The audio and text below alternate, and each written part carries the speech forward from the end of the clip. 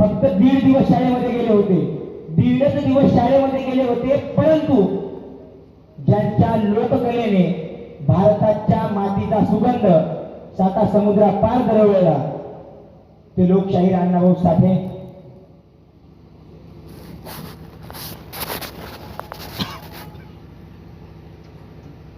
ज्यांना शिक्षणाचं महत्व कळालं, शिक्षणाचं महत्व कळाल्यानंतर ज्या स्त्रीला चूल आणि मूल हे दोनच गोष्टी माहिती होत्या, पण या दोन गोष्टीच्या बाहेर टाकून या दोन गोष्टीपासून थोडंसं दूर नेऊन ज्यांनी येथील महिलांना शिक्षणाचं महत्व मिळवून दिलं आणि आजही महिलांना 33% आरक्षण जर कोणी दिलं असेल तर ते महात्मा ज्योतिराव फुले, क्रांतीज्योती सावित्रीबाई फुले. याच महाराष्ट्राच्या भूमीमध्ये गेल्या 350 वर्षापूर्वी मासाहेब जिजाऊ, छत्रपती शिवाजी महाराज, छत्रपती संभाजी महाराज यांच्या विचारांना मान देऊन स्वराज्याच्या कार्यासाठी, स्वराज्य स्थापनेसाठी ज्या ज्या मर्दमावळ्यांनी आपल्या प्राणाची आहुती दिली त्या सर्व मर्दमावळ्यांना मी राजेश मोरे तुम्हा सगळ्यांच्या काळाच्या कडकडाटात प्रथमतः अभिवादन करतो.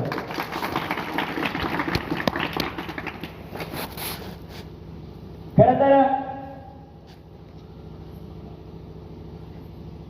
सन्माननीय व्यासपीठावर उपस्थित असलेले सर्व मान्यवर, कारण वेळ बराच झालेला आहे, प्रत्येकाचे नाव घेणं शक्य नाही. सर्व मान्यवर, जमलेले तमाम शिवप्रेमी, दाराच्या बाहेर आणि दाराच्या आतून ऐकत असलेल्या जिथपर्यंत माझा आवाज जात आहे तिथपर्यंत ऐकत असलेल्या माझ्या माता भगिनी आणि समोर बसलेले बालगोपाळ. खरं तर आज आपल्या या इंगळी माळ या नगरीमध्ये शिवजयंती एवढ्या उत्साहात, एवढ्या जल्लोषपूर्ण वातावरणात साजरी होत आहे, ही खरं तर अभिमानाची आणि स्वाभिमानाची गोष्ट म्हणावी लागेल.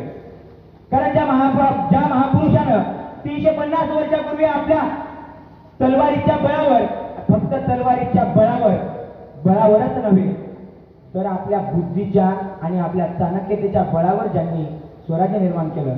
कारण आम्हाला फक्त तलवारीतच आम्हाला शिवाजी महाराज शिकवल्या गेलेत, फक्त ते तलवारी पुरतेच. कारण शिवाजी महाराज कुठे शिकवल्या गेलेत? अफजल खानाचा वध, स्वराज्याची स्थापना, अफजल खानाचा वध, क्षितिजवळचा वेढा तोरणा जिंकला, शाहिस्तेखानाची बोटं तोडली, औरंगजेबाच्या हातावर निघून निघाले, एवढंच आम्हाला शिकवलं गेलं. पण याच्या पुढचे शिवाजी महाराज आम्हाला शिकवल्या गेले नाही. याच्या पुढचे शिवाजी महाराज काय होते? ज्या छत्रपती शिवाजी महाराजांचं शेतकऱ्यांच्या बाबतीतलं सगळ्यात मोठं योगदान सांगायचं म्हटलं तर आपण आता कोणतंही कामाला का जातो का नाही, ग्रामपंचायतीमध्ये कारकुनी करणाऱ्या तलाट्याकडे जाऊन आपण फोन वर करून जे म्हणतो ना, माझ्या नावाचा माझ्या बाप्पाच्या नावाचा सातबारा दे, ते सातबारा देण्याची ही पद्धत छत्रपती शिवाजी महाराजांनी निर्माण केलेली आहे. ती सातबाऱ्याची पद्धत छत्रपती शिवाजी महाराजांनी निर्माण केली आहे, परंतु आम्हाला हे माहिती नाही छत्रपती शिवाजी महाराजांनी केलेलं आहे. जर छत्रपती शिवाजी महाराजांनी सातबाऱ्याची पद्धत जर निर्माण केली नसती, छत्रपती शिवाजी महाराजांनी जे माप काढलं होतं जमीन मोजण्याचं, गुंठ, एकर, हेक्टर, हे माप छत्रपती शिवाजी महाराजांनी काढलेलं आहे. जर छत्रपती शिवाजी महाराजांनी हे माप काढलं नसतं तर आजही आपण 25 लिटर, माझ्याकडे 25 लिटर जमीन आहे, माझ्याकडे 25 ग्रॅम जमीन आहे, असं आपण जमीन मापलो असतो. खरं तर बोलायचं म्हटलं तर भरपूर छत्रपती शिवाजी महाराजांच्या इतिहासावर बोलता क्षणी कुठल्याही व्याख्यात्याला 1 मिनिट, 2 मिनिट किंवा 10 मिनिट, तासभर, 2 तास बोललं तर छत्रपती शिवाजी महाराजांचा इतिहास संपत नाही. कारण छत्रपती शिवाजी महाराजांचा इतिहास एवढा मोठा आहे की जगातला कुठलाच व्याख्याता 365 दिवसात सुद्धा संपवू शकत नाही. हा छत्रपती शिवाजी महाराजांचा इतिहास आहे. कारण तो इतिहास कसा घडला, का घडला इतिहास? कारण इतिहास घडण्यामध्ये एक मोठी शक्ती होती. ती शक्ती म्हणजे मावळ्यामध्ये असलेली जबाबदारीची जाणीव, जबाबदारी, निष्ठा ही त्या मावळ्यामध्ये होती, म्हणून तो इतिहास घडला, म्हणून हे स्वराज्य निर्माण झालं. खरं तर परवा आमच्या एका मित्राचा मुलगी पाहण्याचा कार्यक्रम होता. आता मित्राचा कार्यक्रम म्हटल्यावर आपल्याला जावंच लागणार, म्हणून मी सुद्धा गेलो होतो. गेलो, पाहुणचार झाला, चहा पोहे झाले, वडीलधाऱ्या मंडळींचं बोलणं झालं. बोलणं झाल्यानंतर आता प्रश्न आला नवऱ्या मुलाकडं. ते का वयोवृद्ध मित्राचे आजोबा होते. त्यांनी म्हटले, आता सांग बुवा म्हणले मुलगी कशी आहे, सांग बुवा मुलगी कशी आहे म्हटल्यानंतर मित्र मला रडवायला लागला. कशी आहे वहिनी, बरी आहे, हो म्हणू का. म्हणजे आमच्यामध्ये एवढी सुद्धा जबाबदारी घेण्याची पद्धत नाहीये, आमच्यामध्ये एवढी सुद्धा जबाबदारी घेण्याची क्षमता नाहीये. हे आम्हाला उदाहरणामधून सांगायचं होतं. कारण ज्या स्त्रीसोबत आपल्याला आयुष्यभराचा संसार करायचा आहे, ज्या स्त्रीसोबत आपल्याला आयुष्यभर नांदायचंय, त्या स्त्रीसोबत आपल्याला आयुष्यभर राहायचंय, त्या स्त्रीची जबाबदारी, ती स्त्री पसंत आहे का नाही हे सुद्धा आपण सांगू शकत नाही. खरं तर सिद्धीजवळचा वेळा पडला होता. सिद्धीजवळचा वेळा पडला पन्हाळ्याला वेळा पडला. वेळा असा पडला की 1 दिवस झाले, 2 दिवस झाले, वेळा काय दिला होईना. 8 दिवस झाले, 15 दिवस झाले, महिना उलटला, 2 महिने गेले, 3 महिने गेले, वेळा काही थांबत नव्हता. छत्रपती शिवाजी महाराजांना कळत नव्हतं काय करावं. गडावरचं धान्य कोठारी सापत आलेली होती, धान्य संपत आलेलं होतं. जर धान्य संपलं तर सैनिकांनी काय खावं, आपण काय खावं, काहीतरी केलं पाहिजे, काहीतरी केलं पाहिजे, काहीतरी केलं पाहिजे, काहीतरी केलं पाहिजे. शिवाजी महाराजांना कळत नव्हतं काय करावं. त्याच क्षणी शिवाजी महाराजांच्या डोक्यामध्ये एक युक्ती आली. आपल्यासारखा हुबेहूब असणारा कोणी आहे का, आपल्यासारखा हुबेहूब असणारा कोणी आहे का, हुबेहूब असणारा कोणी आहे का. दिले सैनिकांना आदेश दिले, सैनिक गेले, शोधाशोध करू लागली. शोधाशोध करत असतेवेळी 6 महिन्यापूर्वी शिवाजी महाराजांच्या स्वराज्यामध्ये, स्वराज्याच्या सैनिकामध्ये सामील झालेला एक शिवा काशीद नावाचा सैनिक होता. केवळ 6 महिन्यापूर्वी सामील झाला होता तो सैनिक. त्या शिवा काशीदाला बोलावलं गेलं. शिवा काशीदाला महाराजांपुढे उभं राहिला. महाराजांनी म्हटलं, शिवा आमचं एक काम करशील का रे. शिवा काशीद म्हणाले, आज्ञा द्यावी महाराज. महाराजांनी त्याला आपले वस्त्र दिले, मोठ्याला कंटा दिला, सगळं दिलं, जिलोटोप दिला आणि म्हणाले ते वस्त्र परिधान कर. वस्त्र परिधान केलं. वस्त्र परिधान केल्यानंतर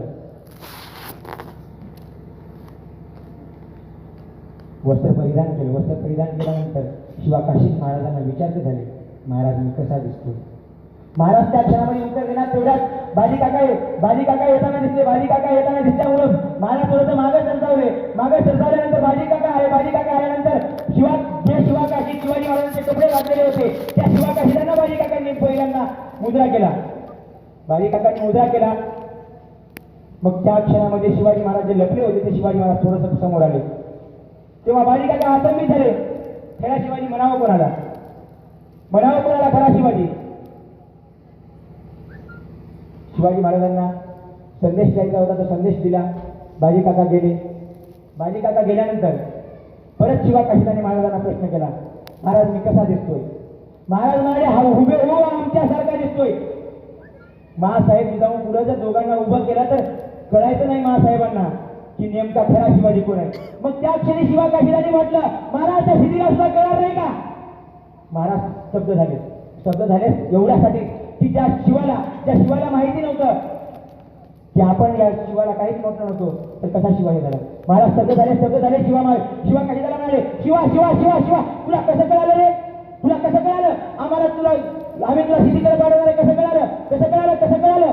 त्या क्षणी शिवा काशीद म्हणाले, महाराज ज्यावेळी आमच्या आया बहिणीच्या इज्जतीची लक्तरे वेशीवर टांगली जात असताना तेव्हा सारखी तलवार तुम्ही चालून आमच्यासाठी आलात.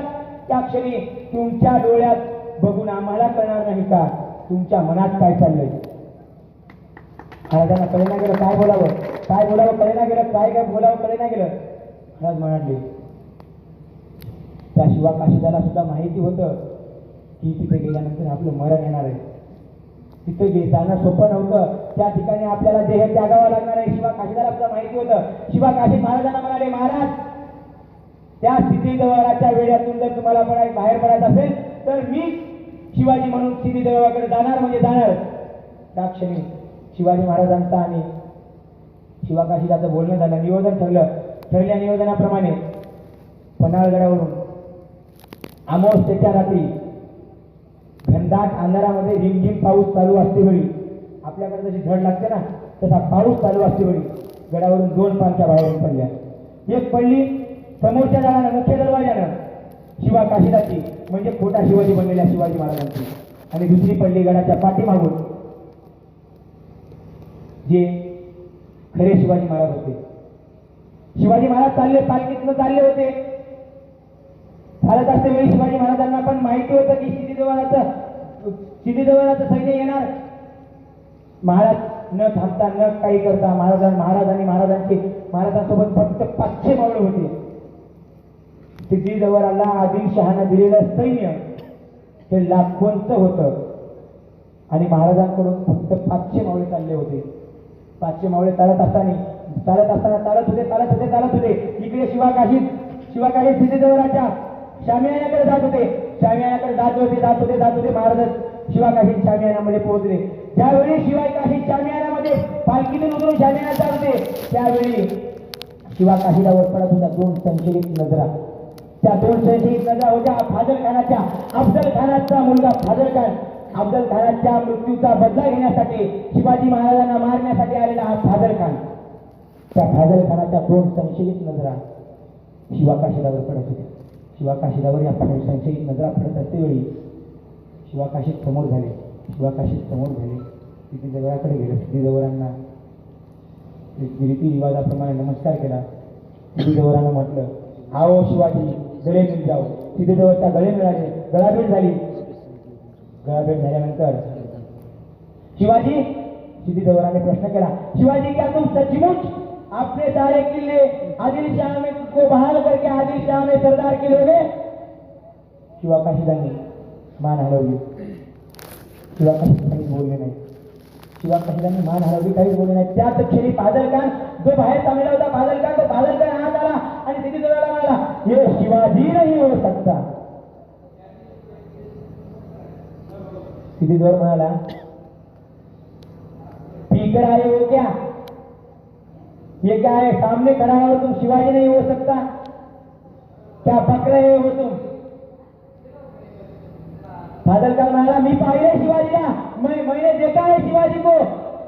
मी पाहिलंय त्या क्षणामध्ये शिवाजीला मी ओळखू शकतो. मला या शिवाजीच्या नजरेत मला तेच दिसत नाही जे माझ्या वडिलांना मारण्यासाठी आलेले शिवाजी महाराज होते. त्या शिवाजीमध्ये आणि या शिवाजीमध्ये मला तेच दिसत नाहीये. तेच दिसत नाही म्हटल्यानंतर हो सकता है लेकिन जब ज्यावेळी अफजल खानाला मारलं गेलं त्यावेळी कृष्णाजी भास्करांना शिवाजी महाराजांच्या डोक्यावरती वार केला होता. त्या वाराचे ओळ नेमकेच असणार. तो वार केला होता, तो वार त्या ठिकाणी वाराचे वळ नेमका असणारच. फाजल खान म्हटल्यानंतर सिद्धीजवळांनी शिवाकाशीदांच्या डोक्यावरचा जीवतोप खाली उतरवला. उतरवल्यानंतर फाजल खानाला सिद्धीजवळ असं कळून चुकलं की हा शिवाजी नाही. सिद्धीजवळांना आपली तलवार उपसली आणि शिवाजी महाराज शिवाकाशीदांच्या मानेवरती ठेवली. बताओ कौन हो तुम? शिवाकाशी म्हणाले, शिवाजी महाराज. शिवाजी भोसले. नहीं, तुम शिवाजी नहीं हो सकते. बताओ तुम कौन हो? अगर तुम नहीं बताओगे तो हम तुम्हें यहाँ पे मार डालेंगे. त्यावेळी सुद्धा शिवाकाशी म्हणाल्या, शिवाजी राजे भोसले. पहिला वार झाला, बताओ कौन हो तुम? शिवाजी राजे भोसले. दुसरा वार झाला, बताओ कौन हो तुम? शिवाजी राजे भोसले. तिसरा वार झाला, बताओ कौन हो तुम? 4-5 वार झाले. रक्त बाहेर यायला लागलं. रक्ताने माखल्यासारखं शरीर होऊन गेलं. शेवटच्या क्षणाला सिद्धीजवळाने विचारलं, बताओ कौन हो तुम? आप गर्दन मारने वाले हो. हम गर्दन मारेंगे. बताओ कौन हो तुम? त्यावेळी हा शिवाकाशी करायला, अरे तुला जर खोटा शिवाजी कळाला नसेल तर तू नादच सोडून दे खऱ्या शिवाजीला पकडण्याची. हा शिवाकाशीच आहे आणि हा शिवाकाशीच जन्मताना जरी शिवाकाशी म्हणून जन्माला असला तरी मरताना शिवाजी राजे भोसले म्हणून मरतोय. एवढं भाग्य मला लागतंय, एवढं भाग्य मला भरपूर आहे. तू गर्दन मार, नाहीतर मला इथं जिवंत जाळ. पण हा शिवाकाशीच जर तुला छोटा शिवाजीच कळाला नसेल तर तुला खऱ्या शिवाजीला काय पकडू शकशील तू? तेवढ्या वेळामध्ये शिवाजी महाराज घोडकिल्लीपर्यंत पोहोचत आले होते. शोधत आले होते. इकडे कळालं की हा छोटा शिवाजी. त्याच वेळी सिद्धीजवळचं सैन्य निघालं. कारण महाराज जात होते पाया. महाराजांची पालखी होती. महाराजांचे सैन्य जात होते पायानं आलं, म्हणजे पायाने चालत होतं. आणि सिद्धीजवळचं सैन्य येत होतं घोड्यानं. आता घोड्याचा आणि पायाचा वेळ कधी लावू शकणारच नाही. सिद्धीजवळचं वेळ सैन्य येणार म्हणून घोडसिंगीमध्ये बाजीप्रभू देशपांडे महाराजांना म्हणतात, राजे आपण इथून पुढे जाऊ. मी या ठिकाणी शत्रूच्या सैन्यांना अडवून धरेन. शत्रूच्या सैन्यांना अडवून धरणार. राजे तुम्ही इथून पुढे व्हावं. बाजीप्रभू देशपांड्यांचं बोलणं ऐकतात राजे म्हणाले, बाजी काका तुम्हाला इथं सोडून आम्हाला तिकडे जाणं शोभणार नाही. बाजी काका म्हणाले, लाख मेले तरी चालतील राजे. राजे लाख मेले तरी चालतील, पण लाखोंचा पोशिंदा सगळा पाहिजे. तुम्ही येथून पुढे चालावं, आम्ही थांबू इथे. राजे तुम्ही येथून चालावं, विशाळगडाकडे जावं. विशाळगडाकडे गेल्यानंतर विशाळगडावरून 3 तोफांच्या सलवा द्याव्या. तोफांचे 3 आवाज करावे. 3 आवाज केल्यानंतरच आम्ही येथून पुढे येऊ. तोपर्यंत आम्ही तरी काही पुढे येणारच नाही. पण शत्रूच्या एकाही सैन्यातील एकाही माणसाला आम्ही या खेळीतून पुढे येऊ देणार नाही. 500 सैन्य, 500तलं अर्ध झालं. 250 सैन्य थांबत वरखंडीमध्ये आणि 250 सैन्य गेलं शिवाजी महाराजांसोबत. महाराजांसोबत सैन्य गेलं. महाराज चालते झाले आणि इकडून सिंहगडाचं सैन्य आलं. सैन्य येत झालं. सैन्य येऊन ठेपलं. त्यावेळी त्या घोडसिंगीच्या समोर उभा होता, हातात 2 तलवारी घेऊन महाराजांचा मर्दमावळा बाजीप्रभू देशपांडे. ह्यात बाजीप्रभू देशपांडे थांबलेला होता. सैन्याला वाटलं एकटाच आहे, फिरून टाकून जाऊ समोर. जसा सैन्य समोर येत होता तशा आमचे मराठे सावध होते.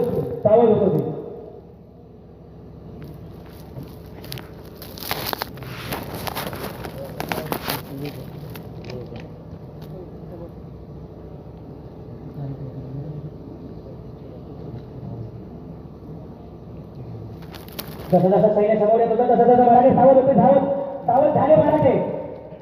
आणि ज्यावेळी बाजीप्रभू देशपांडेंनी घोषणा केली, हर हर महादेव, त्याच क्षणी वरती झोपलेले वरती शिळा ठेवून आडवे पडलेले मावळे उभे झाले. आणि उभे झाल्यानंतर खिंडीतून जाणाऱ्या प्रत्येक सैन्याच्या अंगावरती वरून दगडी शिळा टाकू लागले. कारण महाराजांकडे सैन्य कमी होतं. वरून एक मध्ये अगोदरच मध्ये थांबलेले येणाऱ्यांना कापत होते. आणि जे यांना सुद्धा मागे टाकून पुढे जात होते त्यांच्यावरती वरून मोठे दगडी शिळा, म्हणजे मोठे धोंडे टाकत होते. मग आता सैन्य जाणार कुठं? तेवढ्यामध्ये सिद्धीजवळची नजर पडली ती बाजीप्रभू देशपांडेकडे. बाजीप्रभू देशपांडेकडे नजर पडतात. सिद्धीजवळच्या सैन्याला म्हटलं, अरे देखते क्या हो, उस बाजी को पकडो. बाजी को पकडो म्हटल्यानंतर जसं मौळावरती माशा पडतात ना, साखरेवरती जशा मुंग्या लागाव्यात तसं सैन्य बाजीप्रभू देशपांडेवरती तुटून पडलं. एकटा बाजीप्रभू देशपांडे, वरून सैन्य 60, मुघलांचं सैन्य, आदिलशहाचं सैन्य 60, हातात 2 तलवारी. हा बाजीप्रभू देशपांडे सभासद त्या 60 सुद्धा कापत होता. एकटा बाजीप्रभू 60 वारी पडत होता. 250 सैन्य होतं. विचार करा, एकटा मावळा किती जणांना कापला असेल. आधी विचार करण्यासारखी गोष्ट आहे. एवढं सैन्य कापत असते वेळी सुद्धा शेवटी सिद्धीजवळला काय करावं कळत नव्हतं. एवढ्या क्षणामध्ये सिद्धीजवळांनी बंदूक असलेल्या सैनिकाला आदेश दिले, गोळी मारो उसको, उस बाजी को गोळी मारो उस बाजी को. त्या क्षणी पहिली गोळी आली. गोळी येतात हातातली तलवार थोडी ढिली झाली. हातातली तलवार ढिली झाल्यानंतर पहिला वार, दुसरा वार, तपासप असे वार झाले. चेंडूर फासल्या हनुमानासारखे चेंडूर लावल्यानंतर मारुती कसा दिसतो तसे रक्ताने माखून गेल्यासारखे बाजीप्रभू देशपांडे दिसत होते. एवढ्या दिवसात असते वेळी सुद्धा तिकडून विशाळगडावरून महाराजांची इशारा द्यायची होती. महाराजांची इशारा जोपर्यंत येणार तोपर्यंत बाजीप्रभू देशपांडे लढत राहणार. बाजीप्रभू देशपांडे लढत राहणार म्हणून येथील सैन्य सुद्धा रक्ताने मागल्यानंतर सुद्धा लढत होतं. अहो एक एक मावळा फाटाला भारी पडत होता. फाटाचा मावळा शंभराला भारी पडत होता. शंभराचा 120ला भारी पडत होता. एवढं भारी पडत असते वेळी सुद्धा, एवढं सगळे चालत असते वेळी सुद्धा ज्यावेळी बाजीप्रभू देशपांडे वरती एवढे वार झाल्यानंतर सुद्धा बाजीप्रभू देशपांडे लढत होते. कुणासाठी लढत होते? कुणासाठी ही जबाबदारी, कुणासाठी ही निष्ठा? छत्रपती शिवाजी महाराजांसाठी. का निष्ठा असावी एवढी? कारण त्या राजानं उचलला होता एक विडा या महाराष्ट्राला गुलामगिरीतून मुक्त करण्याचा. त्यासाठी ही निष्ठा. त्यावेळी राजे विशाळगडावर पोहोचले. तोफांचे 3 आवाज आले. त्या क्षणी बाजीप्रभू खाली पडले. महाराज अखेरचा मुद्रा. हा बाजी गेला, महाराज गेला, हा मातीत गेला. पण नुसता मातीत नाही गेला महाराज, हा मातीसाठी मातीत गेला. ही निष्ठा, हा ही जबाबदारी छत्रपती शिवाजी महाराजांची. आज आम्ही एखाद्याला काम सांगतो, आज आम्ही एखाद्याला म्हणतो करतच काय एवढं काम, तू म्हणतो एवढ्या वेळेला बघा कोणाला तरी पुढच्या वेळेला आहेच नाही. म्हणजे आमच्यामध्ये जबाबदारी पेलण्याची ताकदच नाही, आमच्यामध्ये निश्चिती जाणत नाही. अहो छत्रपती शिवाजी महाराजांचं काम कार्य हे काय लहान सहान नव्हतं. छत्रपती शिवाजी महाराजांच्या कार्यामध्ये लहान लहान मुलं सुद्धा सहभागी होती. ज्यावेळी छत्रपती शिवाजी महाराजांना पुण्याच्या जागे सांभाळणं चालू होतं, त्यावेळी शिवाजी महाराजांनी स्वराज्याची प्रतिज्ञा घेतली. वयाच्या 6व्या वर्षी संस्कार झाले. वयाच्या 16व्या वर्षी या राजाने स्वराज्याची प्रतिज्ञा घेतली आणि वयाच्या 50व्या वर्षी हा राजा या जगाला हिवा वाटेल असे कार्य करून गेला. स्वराज्याची प्रतिज्ञा घेतल्यानंतर ज्यावेळी शिवाजी महाराजांनी आदेश दिले होते, जसे शेतकऱ्यांना आदेश दिले होते, जसे तुम्ही नांगर चालवता तसेच तलवारी चालवा, जशा तुम्ही गोफणी हाणता, गोफणीने पक्षी मारता, तशा तलवारीने तुम्ही शत्रूला कापा. अहो एवढे आदेश का पुरे होते? एवढे आदेश जहागिरीमधून मुक्त, गुलामगिरीतून मुक्त होण्यासाठी या सैन्यामध्ये छोटे छोटे मुलं सुद्धा सहभागी होते. शिवाजी महाराजांना सुद्धा माहिती नव्हतं आणि शिवाजी महाराजांना जे ओळखत नव्हते ते सुद्धा सैन्यामध्ये सामील होते. एका प्रसंगाचं वर्णन करताना एक कवी म्हणतात, खबरदार जर टाच मारून झालं पुढे, खबरदार जर टाच मारून झालं पुढे, तर तिकड्या उडवीन राई एवढ्या, तिकड्या उडवीन राई एवढ्या. त्या प्रसंगाचं वर्णन एका कवींनी आवडलं 2 ओळीमध्ये केलंय. तो छोटासा प्रसंग.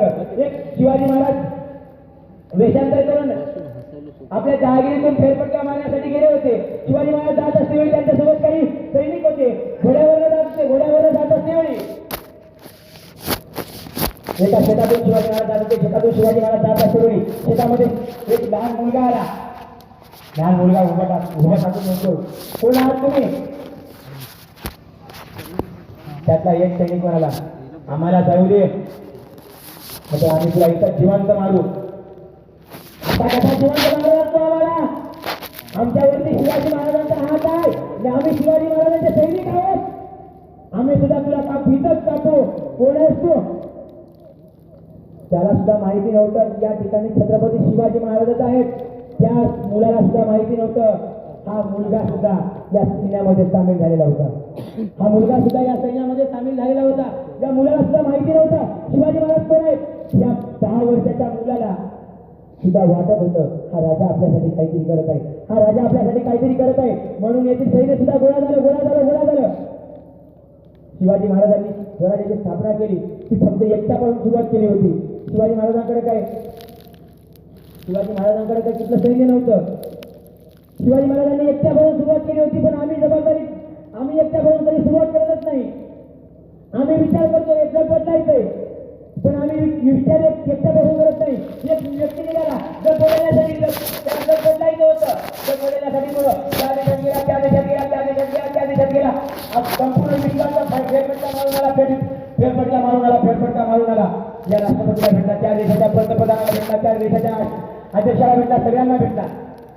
1 वर्षानंतर विचार केला, जग कुठे बदललं, कुठेच बदललं नाही. त्याने विचार केला आपल्याला जर काही शक्य होत नाही, म्हणून त्याने विचार केला आपण फक्त आपला देश बदलावा. देश बदलण्यासाठी तो गेला, पंतप्रधानांना भेटला, होम मिनिस्टरला भेटला, याला भेटला, त्याला भेटला. असं करू तसं करू, येऊ करेंगे तेव करेंगे, ऐसा करेंगे वैसा करेंगे, झालं. पण देश काय बदलला नाही. उलट पेट्रोल 100 रुपये झाले. मला एखाद्यावर टीका करायची नाही, परंतु उलट पेट्रोल 100 रुपये झालं. परंतु जग बदलायचं, जग बदलायचं, जग बदलायचं. पंतप्रधानाला भेटला, याला भेट, त्याला भेट, त्याला भेट, त्याला भेट, त्याला भेट, भेटला. 1 वर्षानंतर पुन्हा विचार केला, काय बदल झाला, काय बदल झाला, काहीच बदल झाला नाही. पुन्हा त्याला वाटलं देश मोठा होतोय, राज्य बदलावं, राज्य बदलावं म्हणून महाराष्ट्राच्या मुख्यमंत्र्यांना भेटला, याला भेट, त्याला भेट, त्याला भेट, त्याला भेट, अजून भेटला. 1 वर्षानंतर विचार केला, काहीच बदल नाही. पुन्हा त्याला वाटलं राज्य सुद्धा मोठं होतंय, म्हणून तो जिल्हापुरता विचार करायला लागला. जिल्ह्यामध्ये याला भेट, त्याला भेट, खासदाराला भेट, आमदाराला भेट, याला भेट, त्याला भरपूर काही केला. जिल्हा सुद्धा बदलला नाही. शेवटी मतदारसंघात आला. मतदारसंघात आल्यानंतर मतदारसंघ सुद्धा बदलला नाही. शेवटी गावाचा विचार केला. गावाचा विचार केल्यानंतर गाव सुद्धा बदललं नाही. गाव सुद्धा बदललं नाही. पण गाव सुद्धा बदललं नाही. मग त्याने आपल्या गल्लीचा विचार केला. गल्लीचा विचार केल्यानंतर गल्ली सुद्धा बदलली नाही. शेवटी घराचा विचार केला. घर सुद्धा बदललं नाही. परंतु शेवटी त्याने स्वतःमध्ये बदल करून घेतले. स्वतःमध्ये बदल करून घेतल्यानंतर अगोदर त्याचं कुटुंब बदललं. कुटुंब बदलल्यानंतर लोकांना वाटून, शेजाऱ्यांना वाटू लागलं त्यांचं कुटुंब एवढं मस्त चाललंय, आपण सुद्धा कुठेतरी बदललं पाहिजे असं म्हणत मला शेजारी बदलू लागले. शेजारी बदलत असते वेळी गल्ली बदलली, गल्ली बदलत असते वेळी गाव बदलला, गाव बदलत असते वेळी गावाला गावातील तालुक्यातील गावांना वाटू लागलं हे गाव एवढं मोठं झालं. तालुका बदलला, तालुका बदलल्यानंतर जिल्हा, जिल्हा टप्प्याटप्प्यानं बदलत चालले. परंतु आम्ही सुरुवात स्वतःपासून कधी करतच नाही. ही मुळात गोष्ट आहे. कारण आम्ही स्वतःपासून सुरुवात केली असती तर शिवजयंतीला आम्हाला सगळ्यांनाच जायचं हे जर निर्णय घेतला असता तर इथे इकडे माळमध्ये सगळेच लोक आले असते, माता वगैरे सुद्धा आल्या असत्या. परंतु तिथे असतील लोक जाते, जाणारे जाते, आम्हाला काय करायचंय.